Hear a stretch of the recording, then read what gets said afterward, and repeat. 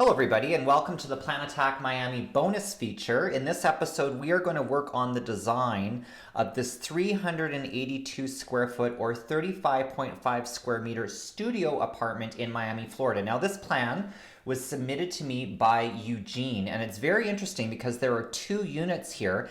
And in the first Plan Attack episode, which is of course available on my Instagram TV channel, we worked on the one bedroom unit, which Eugene and his wife are going to move into after they renovate.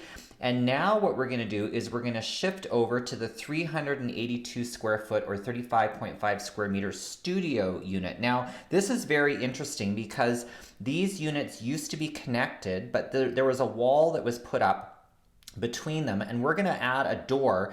So this unit could be used as a studio rental apartment for Airbnb or anything like that, but it also could be used by Eugene and his wife if they have guests over and they wanted to have it open in between. So let's have a look together at some of the design challenges that we're going to have to overcome. This is a very long and narrow unit. So windows on one side, it is 12 feet wide, which is 3.66 meters. And it's about 31 feet long, so approximately 382 square feet. So with only windows on this one side, we have to really think about how we're going to organize the unit. And of course, we can't move the plumbing. The bathroom is pretty much going to have to stay where it is. So the one thing that I'm going to suggest right off the bat is that we change the location of the door to the bathroom, because originally the door was accessed off of the main living space, and I don't think that's such a good idea. I think it should be tucked around the corner so the bathroom is kind of hotel-like in how you get into it. So that's the first move that I'm going to suggest, is that we add this wall here. In fact, that's the only wall that I think that we should add in this unit. I think we should maximize flexibility. So I want to talk about a couple of things to do with how we organize the unit, because we need to have a bedroom, and we need to have a living space, and we need to have a kitchen. And I think this is really important in terms of how we're going to lay it out.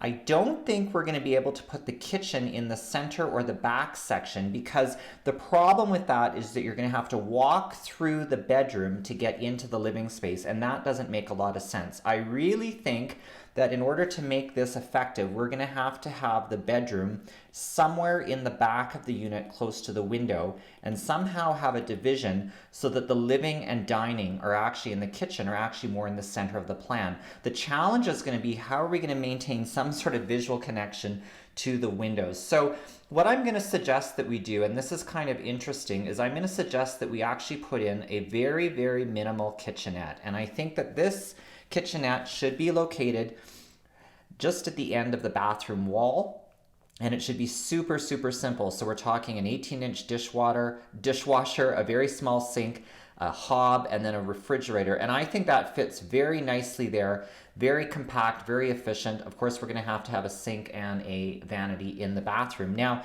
when we're going to go forward with this, the next step that we're going to have to talk about is, how are we going to do a division between the living space and the bedroom space? And I'm going to suggest that we use millwork closets that we can actually position so that we can try different ways of maneuvering them and create the spatial division. So one thing that I think would be really effective would be to have the closets act as a kind of barrier between the bedroom space and the living dining space. And I don't think these closets should go up to the ceiling. I think they should remain lower.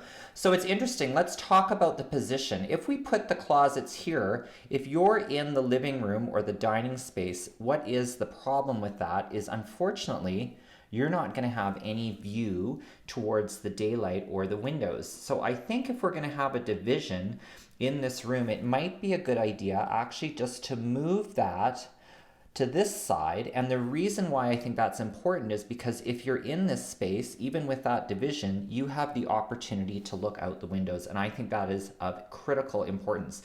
So in terms of the location of that, if we're going to make that a bedroom, I think we're going to have to pull it down so that we have approximately 10 feet of space, or 3 meters, so that we can actually just fit a bed in here properly. So I'm going to suggest probably something like that. So if we finish this out with the furniture, what's interesting about this is we can have our bed in the living room with a chair, we can have a sofa, and we can have a coffee table and a TV. And we could even have a round table that we could position close to the kitchenette. And I think that actually works really, really, really well as one option. Now, interestingly enough, I think there is another option as well that we could do, which would be to put the closets somewhere on this wall and just have the entire space open. And I think that that is also an option, and we would maybe put some sort of a screen or some sort of a division here that would maybe provide a little bit of privacy between the living room area and the bedroom area, but that would be option 2. So I want you to study these two plans, and I want you to tell me which one you think is better, option 1 or option 2. And it has to do where the closets are located. I'm a real big advocate for not having a lot of intervention in these spaces, but to keep them open and flexible and use millwork closets as the dividers. So I'm interested in your opinion about this design. Leave a comment.